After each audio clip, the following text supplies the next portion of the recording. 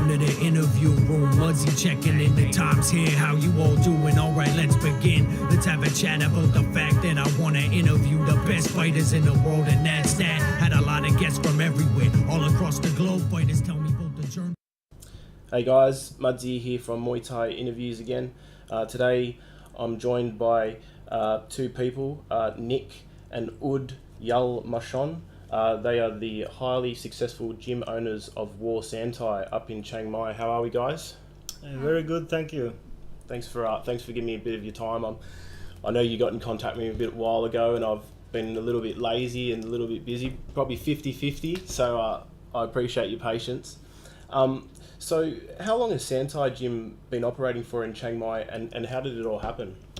We started in October 2010, and how it happened was in Sweden I was working as a fishing guide, and Sweden in the winter time is ice, so I couldn't work with the fishing in winter, so we went to Thailand. I was training Muay Thai right here actually. Yeah. But 2010 when we came here it was dead, over, bankrupted, so there was only 2 trainers and three skinny fighters like left, and they had nothing, like they didn't have any business or anything. So we said, okay, let's restart the gym for them, because one of them was a school friend of Ood's from when they were kids. Yeah. So we figured we go to the landowner, we sign a new contract, we clean it up, because it was a dump, it was nothing, everything was corroded, broken, gone. So we didn't invest much money, we just re-signed the contract, paid a bit of the old debts they had, they didn't pay rent for a while, and so we started like cleaning and repairing, and that's we didn't plan on staying really. We were just restarting the gym and then leave, but we got stuck, so we never left. So I was going to say, like, did you, when you, like with your fishing seasons, when it was fishing season again, would you go back to Sweden, or you just stayed here permanently? I didn't in the beginning. I stayed here for years without going back, but nowadays I go back. You go back. Nowadays I go back a few months, but not to work. I'm just holidaying in Sweden. That's right, because you just come back because you were there a few months ago, weren't you? That's right. Yes. Yeah. So like being a gym owner, what are some of the good things that you get to experience? The good things is a good job. You know, it's not, nobody's gonna get rich, but it's a good job. You know, it's like the days are not like the, you know, it's a lot of shit happening. You know, it's fights, it's training, it's people, it's promoters, it's everything. You know, it's you never know what to expect. You know, it's it's exciting. And with you, Ood? Yes, it's the same thing. Like you get to meet new people. Okay, I grown up with Muay Thai all my life, but I didn't like do it or learn it from the beginning, from scratch. Yeah. So it's Muay Thai is not just Muay Thai. Like before they can become fighters, and then you have to contact promoter, fighters, and a lot of people to make the match happen. And then yes, a lot of people you get contact with. Some is good, some is bad. Yeah. and like, speaking of that, like, so what are some of the negative things that come with running your own gym? It's a lot of work. When you work with people, you need to have like control. Yeah. I'm a control freak. I need everything to be like perfect. Yeah. Right or wrong, and good or bad. But sometimes, like when we meet people, they didn't do what they said they're gonna do. That is the worst thing. That sometimes just like annoying, angry, and bad relationships. Yeah. And with you, Nik? Yeah, for me it's just good things, but you know, the drama sometimes, you know, sometimes drama is upon you, and it's like, that's the negative, like stress, you know. I was going to say, like, do you have like young Thai fighters staying at your gym or not? Yeah, we have. Because I've chatted with Rob Cox before, and he said sometimes, like, with him running Kiat Pontip, some of the problems he has is like obviously teenagers and they're going through puberty and their hormones are changing and certain things, and sometimes they might not train or they've got like dramas going on like outside of the gym, at school, at home or whatever. Do you guys ever experience anything of that with your own Thai fighters? I don't think so. We Kiat Pontip, maybe they have a lot of teenagers, but Yeah. we don't have a lot of them. We have like maybe a handful Yeah. that are really motivated and they are really like they know where they're going, right? Yeah. But if they would, I think our trainers are pretty hands-on with them. You know, if they would get drunk or something, they would get a bitch slap you can't imagine. Like. So it's like I think if they would fuck up, they would quit. I think actually. Yeah. Like, so that sometimes happens. You know, the kids leave. You know, because the trainers here are not okay with bad behavior or anything. Yeah. And have you ever had like, say kids leave and then they realise, oh shit, like I did have it good and Muay Thai is what I want to do, and they sort of come crawling back to you? Yes, Yeah, yes, we have of course. actually, yes. Yeah. We have one now. He's been with us since he was like 19 kilos. And he, like 2 years ago maybe, he left and he wanted to live the gangster life, you know, drinking and girls and, you know. Yeah. But he came back and now he's fighting on Lumpini the 21st. So it's like, you can come back after you. Sometimes they need to try the teenage life out, you know. Yeah. Yeah. Totally agree. And like, have you ever had other gyms trying to pinch your trainers? And if so, like, how do you deal with that? Okay, yeah, we have sometimes. Yeah, sometimes happens. You know, our trainers are they're well known in the business, and they're like, so sometimes people try to steal them, and sometimes they do. But you know, it's natural. You know, we can't chain them to the rings. You know. Yeah. So if they want to leave, they're welcome to leave. You know, but what our philosophy about it, if somebody leaves, let's replace him with a better one, like, and we did all the time. So the ones who left, we make sure we replace them with something better, you know, or at least as good. And like, when you're looking for trainers, what do you have anything in particular that you guys look for? Right now, from the beginning, there was 2 trainers here. When we started the gym, there was 2 trainers here. They were kind of famous with the Westerners, because they made some really famous Western fighters and stuff, right, in this gym. And they were both from Pinsinchai. So what we started with was taking trainers from Pinsinchai, because they have the same philosophy. And if we try to take somebody that's not from Pinsinchai, it never turns out good, you know. It's Never works out. that well.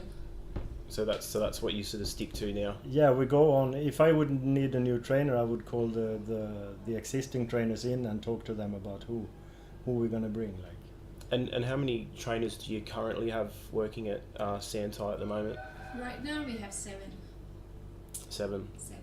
And with Santai being an authentic Muay Thai gym, the trainers here, they teach the students to fight as if they were fighting in the big stadiums in Bangkok. Can you explain to the listeners what that means exactly? Okay, we call it Stadium Muay Thai. The trainers say Stadium Muay Thai because what they did during their careers was fighting at Lumpini, Ratchadamnern, and Om Noi, Yeah. the stadiums in Bangkok, and that's the style they teach. Whether you're a overweight, middle-aged woman or if you're a 10-year-old kid, they will teach you this style. They won't teach you Dutch style or some kickboxing style, or they teach you what they know. You know, how could they teach something they don't know? Correct. Yeah. So they teach what they learn, and of course we have different styles. We have knee fighters, we have like FIMU, we have like different variations of stadium style. But stadium style is what we do. We focus on scoring. You know. Like even if we train, we focus on scoring. We don't throw stuff that doesn't score in Muay Thai, you know. Yep. So that's pretty much it.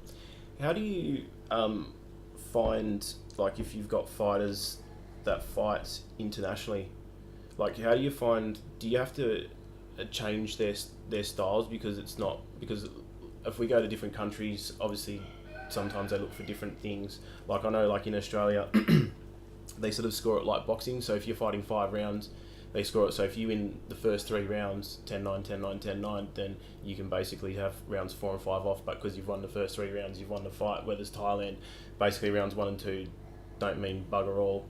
3 and 4 are the money rounds, and then if it's 5. So do you sometimes find, like, if you have students that are going to fight internationally or they're going to fight other foreigners, that you have to change that a little bit? Yes. Yes, of course. First thing you have to figure out is who are you fighting for, like who is judging, you know, that's the first thing. Yeah. And then you have to adjust after that. But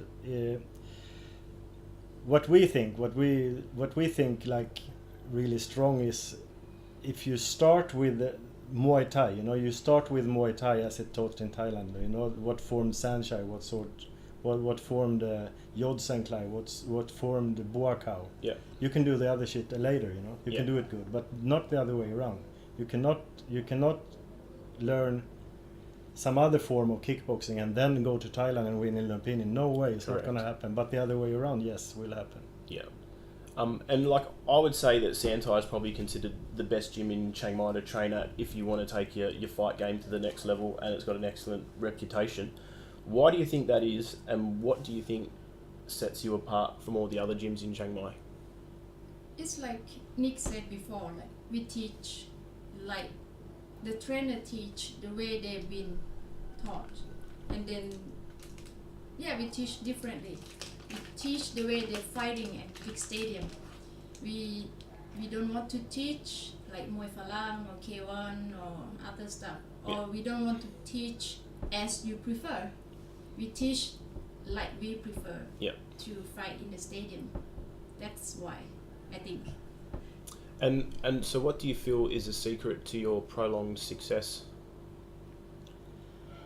I think that we don't compromise, you know. Like, of course, we compromise a little bit sometimes, but generally we don't compromise, you know. We do this, what we just talked about. We do this. Yeah. That's what we do. You know, and we do this every day, the same every day, you know. Yeah. So we're never gonna have an MMA ring here for. I would hope not. Yeah. No, we teach only Muay Thai here. We don't like, otherwise like it's another concept. Our gym is like teaching Muay Thai, nothing else. Sometimes people try to like come and to learn boxing or MMA, but our trainers, they do Muay Thai all their life. Yeah. So would you ever like maybe stick them in the 4-ounce gloves and chuck them on MX or anything like that, or no, just pure Muay Thai? Just pure Muay Thai. Yeah, maybe one day we will send somebody to Max or MX, but that's not what we train, you know. Yeah. But I think if we get really good at Muay Thai, we can go anywhere to compete in stand-up martial arts, you know. Yeah. So maybe we go to MX or Max or some TV show someday. But we actually already did. Like we had people in, you know, sometimes WMC has some 3-round tournament, and it's pretty much the same. Like Angel Fight, we've been fighting Angel Fight. Yeah. It's pretty much the same, and yeah, we've been doing good there as well. We have more wins than the losses for sure. And being such an authentic gym, are you guys like a fan of like sort of what MX is trying to do and what Max is trying to do, or you're happy just pure Muay Thai? We do pure Muay Thai. I understand like you know the concept about the TV shows, like it's really interesting for especially foreigners. I don't know any Thai people watching it at all, you know. Yeah. And it's no gambling going on, so the Thai people they don't give a. Don't You know? care, yeah. But for it's okay. It's good for Westerners training a few months in Thailand, like going to. There's a lot of cameras and lights, and you know it's fun, but yeah. But also if people stop training Muay Thai for this, it's you won't have any new like Damien Alamos and you know the really good names, you know, the Western. I don't think they're gonna come from there. I actually heard a rumour that he might be making a return to the ring soon. Yeah, I hope so. I hope so too. I saw him at Did you see him? He was at a Rafiq's fight. No, I didn't. But I hear his name popping up here and there. So he's training people and he's selling something, wasn't it? I think he's selling clothing and merchandise and that. I hear his name sometimes popping up, and yeah, Well, he was a great fighter for sure. Oh man, I hope if the rumour's true that I hope he's making a return, because it'd be good to watch him. I've been watching him on pads for a while. And like nowadays, there seems to be so many gyms opening up everywhere, not just in Chiang Mai, but Thailand in general. Yet so many don't often last and they close, or you hear like stories about, you know, people getting ripped off and that sort of thing, and left with nothing in the end. If someone were to open a gym in Thailand, what is some advice that you guys would give? I think you better answer. Okay. No, I can just see for myself, and you know, the people I started this gym with was you know, Krupon, and his friend, he's dead now, Krudo was his name, Anantachai Pinsinchai, and they are the most good-hearted people you can ever see. You know, you will never meet better people. And I think also when we started from, we didn't invest, or there was no money flying around, you know, so nobody could rip anybody off, because we took it from, like, first half year we didn't have students at all, you know. Yeah. We were just painting and building and repairing, you know, so there was no one to rip off, you know. Yeah. And then when it all started, like we all also like, they know they're gonna get paid every month, you know. So sometimes when people try to pinch trainers, these trainers say no, even if they're promised more salary, because they know they will get salary every month, because we're good employers actually. Yeah. Like, maybe other gym owners, they gamble, the money disappearing, and you know, but we don't do that. We give them, like, Yeah, the trainer have to come first. They Yeah. have to get pay, and the kid have to have food on the table. Yeah. Well, it's good philosophy, isn't it? I mean, because if you don't have trainers, you're not going to have anyone rocking up at the gym, so you take care of the trainers. Exactly. And then you need to, like, when you start the gym, you have to put all your heart and your soul on it. You need to really take care of it. You cannot just expect that people are gonna come by their own. You need to work for it. And do you think another like reason is, like, don't try and think that they're going to make money straight away, like, because they probably won't make money. there's no way in you're the gonna beginning. make money. No way. No. Yeah. Not right away. If you have a big complex in Phuket, maybe Yeah. you can make some money, you know. But like, we have a pretty successful gym going and everything, and you know, but it's not like we're getting rich or anything, you know. But it's I don't know what to say, but if you're gonna start a gym, you need to find somebody trustworthy, not a bar girl, like and a drunk trainer from some gym you met a few times. They're not gonna work out. Met a few of them. Yeah. Yeah, you hear stories all the time. You know, there's a big business in Thailand ripping Westerners off, opening bars and stuff. You know, Yeah. it's like it's a business for them. Not only bars, but like gyms or just anything. They Yeah, just try and anything. get their money and say, yeah, come, yeah, we'll do this together, and then they just take your money and it's like, see you later. We don't need you. It's not easy. It's not easy. And we did touch on it, but like, you guys do have a great relationship with Pinsinchai Gym in Bangkok. When and how did all that begin? Just like Nick said, beginner of our two trainers from Pinsinchai, and then they have friends come to visit, and then they start with holding pad. We didn't. Yeah, some of the Actually, trainers we yes. didn't hire. We didn't They hire. just- They just come and like help us Yeah. working, and then we liked them. We said, "Oh, okay, you can stay. You want to stay?" They said, "Oh, of course." And then we just keep. Yeah, it's like we want to keep the style of Pinsinchai, all the same style when we teach. That's why we have like people come more and more. Yeah, it's also it's a good thing, because they have a good gym in Bangkok with a few good fighters and stuff. So when we fight in Bangkok, we can spend a few days there, no problem, training, you know, and everybody know each other and the same style, same everything. So it's pretty easy. I actually read a little article the other day on Pinsinchai. Is it the I'm probably going to get this wrong, but is it the trainer's wife or someone, one of the females is actually going into promoting and she's actually like running her own promotions in Bangkok. That's the general Pinsinchai is like the boss, the one everybody's scared of. Sawet Pinsinchai is his name. His daughter is a Daughter, that's promoter. the one. Yeah. Yeah, she's Sorry, Singer. not his wife. Yeah, Daughter. she's a singer and promoter and a lot of things. That's got to be good for like women's Muay Thai and Muay Thai in general. I think. Yes. I think females are easier to get out now than to get them out. You know, it's easier than the males. Definitely. And what are both your thoughts on the growth of women's Muay Thai, both in Thailand and internationally? I think it's booming really big. You know, now we see in Thailand it's a lot of only females only shows. Yep. I think it's we have more work for the female fighters than for the male fighters for sure. If you look at it, like if you just go to like King's birthday or Nai Kanom Tom day or whatever, it's 50% female fights every time. And Ood? Yeah, I think it's more acceptable. Long time ago, Muay Thai maybe is only for men. Yeah. But now when they realize that the girl can do better too, so a lot of promotion they try to like maybe 50-50 male and female, so both can do it good show.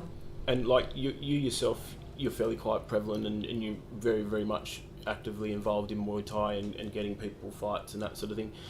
When you sort of first started, did you ever have like any backlash because like you were a female, whereas today it is very accepted that females in Thailand can actually do things that males were, whereas maybe back in the days, you know, Thailand was a bit conserved and a little bit behind the times? It's hard to say. Help me. No, I think I heard. I don't know for sure. I didn't check the facts, but I heard it was not allowed until '94, so it's pretty new in Thailand. Yeah. So I think, I think it's fully accepted like now. But still, some stadium like won't allow the woman to touch the ring, like Pinsinchai. Yeah. Pinsinchai Gym, you cannot touch the ring touch if you're female. the ring, the girls. And then Lumpini, Ratchadamnon. Lumpini and Ratchadamnon as well. And many gyms in Bangkok have. You cannot touch the Mongkon or the ring. And or they use separate Mongkon for girls and men. And yeah, the girl have to go under the rope, Yep. men go over. Still some different or some rules. But yeah, we accept it because we know sometimes female don't allow to, when you go to temple, is some place only men around Yep. allowed to go in, not girls. We accept it, we Buddhists. Yeah.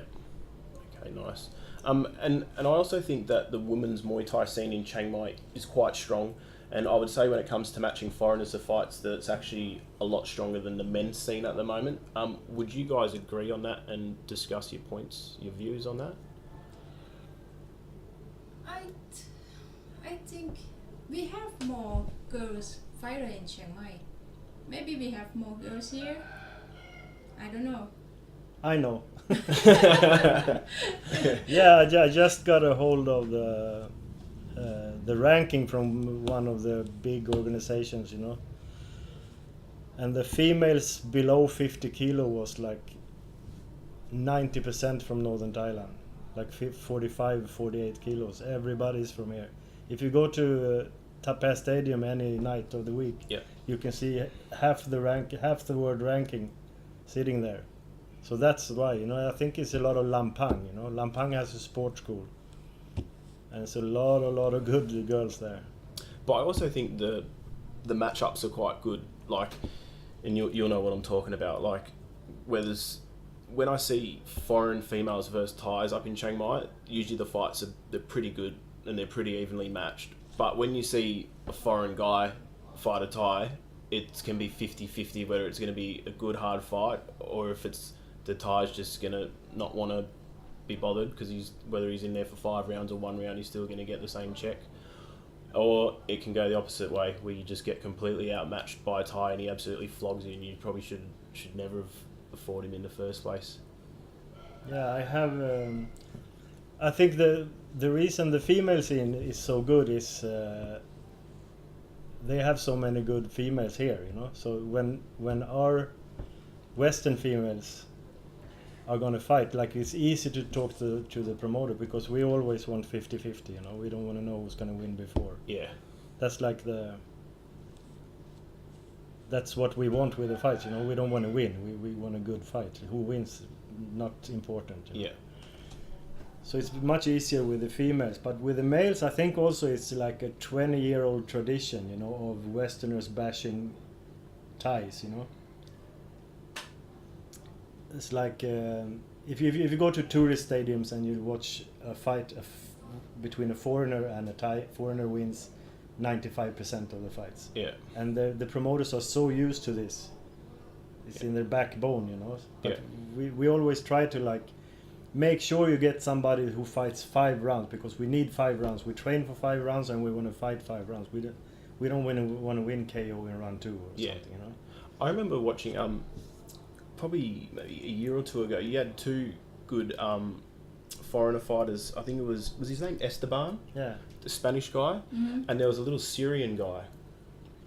He fought. I remember he fought at Taipei. He lost, but it was a 5-round decision against the Thai. And he also fought. I think he also fought on Banchamek promotion. That was the Iranian guy. Sorry, Iranian, not Syrian. Yeah, and I always remember like. Yeah, they fought like. They fought tough fights. Yeah, like we wanted. Yeah, and I always remembered like, because if you get a Taipei or like you said, like 95% of the times they win. But every time I've ever seen fighters from Santai matched, they're actually like good fights. Like it's always going to be 50. You don't know who's going to win. Yeah. But we actively tell this to the promoter. We want a hard fight, 5 rounds. So if the promoter knows our Westerner, he knows how to match him up, you know. But if he's new, okay, you can't expect anything because the promoter don't know him, you know. You can only tell weight and the rest you don't know. It may take 1 or 2 fights for the promoter to see. Yeah, but our regular fight, like we have now, like Gonzalo from Spain. Like he's every fight he fights is like. 5 rounds. Yeah. Fight for it. Yeah, he's fighting in Bangkok now. He's doing brilliant. I don't think you can grow from smashing fat university students, you know. No. I think like it's sort of like, well, if you're going to train twice a day, 6 days a week for 4 to 6 weeks or whatever, and have a fight, at least test yourself. Otherwise, if they're going to do that, then you may as well just train once a day, 3 or 4 times a week. You know, if it's going to be like that. Like I can sort of see, like the Thais. I can sort of see why the Thais do it, because they, you know, they do it all the time. They do it multiple times a month. It's a source of income for them. So if they're not going to get banged up, if they don't want to get too banged up for the next fight. But at the same time, I think it's a little bit rude. Like if someone's going to train that hard, at least sort of give it a good crack. You know what I mean? Yes. But in saying that, and like with it being a gym, you do offer sponsorship for people who take their fighting seriously and are looking to take their fighting to the next level. When you select people to offer this to, what do you look for, and what do you expect, and what's involved from both parties? Okay, with the sponsorship, that's not nothing you can book, you know. You cannot send us an email and book a sponsorship. Definitely. For it. But you need to show yourself for like a few months. See, you can endure the training, and you know, and also need to be coachable, because what we talked about before, you know, you need to adapt, you know, because this style we try to do. I should say, like, the style we try to do here is not really common in outside Thailand, at least, you know. Yep. So you need to be open to change your style completely. Yep. Yeah, sometimes it's not fit their style, or they won't accept it. Yeah. And then the sponsorship need to stay here a little bit longer than another tourist, at least 6 months. Yeah, that's the you know, we wanted to grow into a lifelong companionship. You Yeah. know? And we have some people who stayed a few years, and they're all world champions, you know. So the ones who can't do it, they fall out one way or another. They go to the 3-round TV shows, you know. Yeah, a little bit like that. And and what's included? You asked what's included. Like it's pretty much like the Thais, you know. You you get a bed to sleep in, you get food, and you get training. That's about it.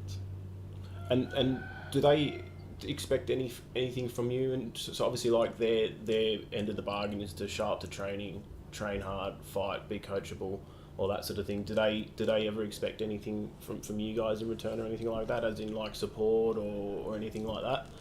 Like if it's somebody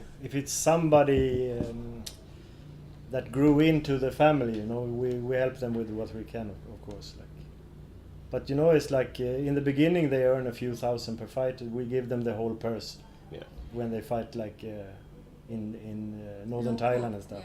Yeah. They get the whole purse, and what they do with it, we don't care. Like, so that's what they get in the beginning. They get a bed, they get food, and they get training. And what we expect from them is be fight ready, you know. Yeah.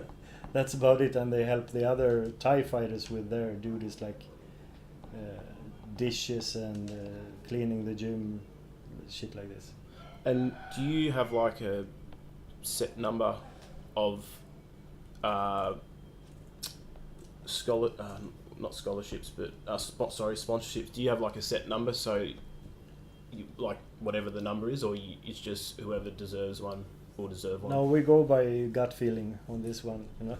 It's no set number. Sometimes we don't have any, sometimes we have many. Like, Yeah, like now we have only one left. in the gym now we have only Gonzalo. Whitney is leaving Yes. soon. Yeah. Oh yeah, because she's coming to the end of her 6 months. Yeah, isn't she's she? leaving in a week. She's leaving on Sunday. Sunday. Yeah, but we have satellite, you know, satellite people. Like Claire is in Australia now, but she's still sponsored, you know. I'm gonna drop a bomb here. She's fighting Vinikova in Russia for the WMC world title in November. It's the first thing. Claire Baxter? Claire Baxter. It's Yeah. the first thing anybody ever hears this, but that's what's gonna happen. Nice. Yeah, she's defending her WMC title in Russia against Vinikova. So is she coming over here to train for that, or? Yes, she will come 4 or 5 weeks before. Oh, excellent. Nice. And also, like, just this morning on Facebook, I saw a photo put up of like a kindergarten class that came into your gym. Is that something that you're looking to continue, like taking kids and classes from school and showing them Muay Thai and as a way to keep active and get fit, or is that just like a one-off thing? Oh yes, we do it like once in a while, and then when school or other organization want to come and visit, of course we open it for everybody, because we need Thai kids Yep. to do sport, to stay away from drugs. People always say that. Yeah. But yes, of course, we do that. So you would say that like the Thai schools are sort of incorporating that into their curriculum or their programs, is that Yeah, they the want? program. There's some.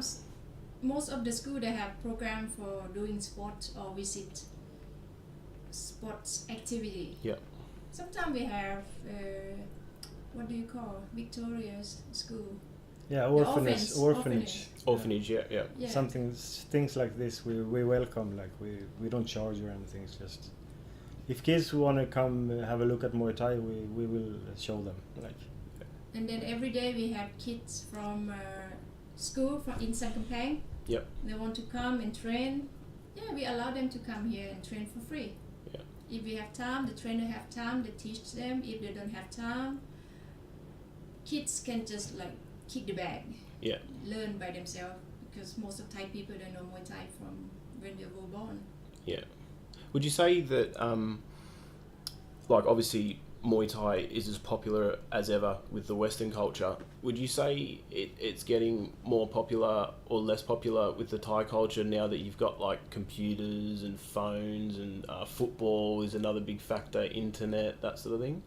Yes, I think now it's less Thai boy is like sometimes they're interesting, but it's not much. And then parents, they're afraid that the kid's gonna get hurt. Yeah.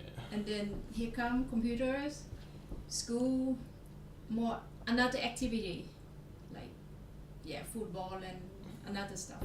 But Muay Thai become, I think, less. But it depends on some kids, maybe from the hill tribe, like far away from computer or civilization. maybe they do Muay Thai better than the in-town kids. Yeah, I definitely can relate to that because I got a 5-year-old, and when he was from when he was like 2 to 4, he'd always loved to go to the Muay Thai gym, and now he's got his iPad. Mm-hmm. And Yes. sometimes I try. I'm like, "Come on, mate, let's go to the gym," and he's like, "No, I just want to sit in my iPad." I'm like, "Oh, all right." So yeah, I definitely can see where you guys are coming from there. So if people want to come and train at Santai, or if they want to have a chat with you guys, or they want more info, how can they find that? We have website, Santai Muay Thai, and we also have Facebook group, Facebook page, and another channel like YouTube and You on Instagram? Instagram. Yes, we What- have every channel, I think. Was it- social Is media? it Santai Muay Thai Instagram or Yes, Santai Muay Thai. Santai Muay Thai? Excellent. And last but not least, is there anyone that you guys wish to thank or give a shout out to? I think I'm getting old, so I forget things. So I will say everybody involved. No one mentioned and no one forgotten. Yeah, it's everyone who come to train at Santai and keep coming year after year, and yeah, without them, Santai not gonna be Santai. All the customers, all trainers, and ourselves who work hard. Yeah. Well, guys, I want to say thanks for the chat. And like I said, I'd probably reckon you guys are the best gym in Chiang Mai going around at the moment. So just keep up the good work and just keep doing what you're doing, because it's obviously a winning formula. And you know what they say, never change a winning lineup. So thanks for your time, guys. Appreciate it. Thank you. Thank you. The great fighters around the world ask questions and investigate the lives of great warriors, revered and notorious, infamous and legendary. That to me is glorious. Come kick it, still talk some shit with me. I'll ask so you can answer and explain to me the history. I had to throw a vicious knee. I got a passion for the art of 8 limbs. I'm just asking from the heart. So as I conclude this interview, thanks so much for sitting through. Loved all the fighters and the folks that listen. This for you.